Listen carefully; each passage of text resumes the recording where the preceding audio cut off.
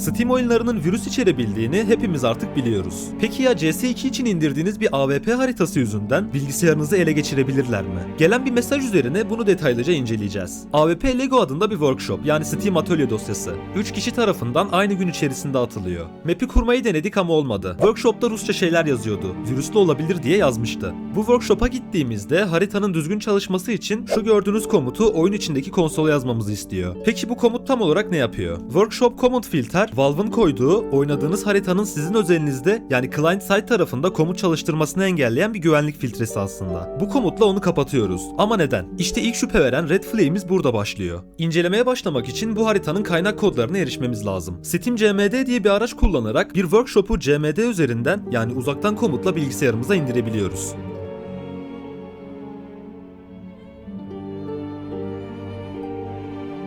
İndirdiğimiz zaman 2 tane .vpk dosyası geliyor. Bu dosyaları okumak için GitHub'daki Source2 VMware aracını sanal makineme kuruyorum.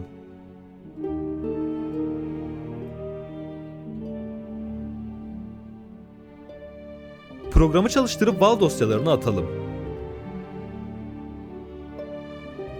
Map klasörünün altında başka bir .vpk dosyası görüyoruz. Şu .vmap olan bildiğimiz harita. One Take ile başlayan dosya .ru uzantılı Rusya kaynaklı bir web sitesini işaret ediyor. Onun altındaki entity's'e girdiğimizde tüm komutları şuradaki default ents dosyasında bulabiliriz. Burada gördüklerinizin her biri aslında bir komut. Mesela şu logitauto'lar siz oyuna girdiğinizde tetiklenen, hiçbir şey yapmasanız bile o başta disable edip kapattığımız özellik sayesinde sunucunun bizim adımıza konsolda komut yürütmesini sağlayan otomatik komutlar. Output'a girerek komutun ne olduğuna bakabiliriz. Bu komut chat'e mesaj yazdıran say komutuymuş. Daha net görebilmek için entity text görünümüne geçiyorum. Burada en alta kaydırdığımızda logitauto kodlarından birinin W tuşuna bastığınızda şu komutu göndermesini ayarlıyor. Bu IP adresi map sahibinin kendi sunucusu olmalı. Aynı şekilde ASD tuşlarınıza ve mouse click eventinize bu komutu atamışlar. Yani map'e girdiğinizde bir yere tıkladığınız anda zorunlu olarak bu adamların kendi sunucularına gireceksiniz. Ayrıca yukarıda say komutu ile kendi sunucu reklamlarını chat'e zorla spam attırdıklarını görüyoruz. Burada çok tehlikeli, zararlı bir kod göremesek de bu konsola komut yazdırma olayını suistimal edip sizi zararlı bağlantılara yönlendirebilecek haritaları indirmeyin.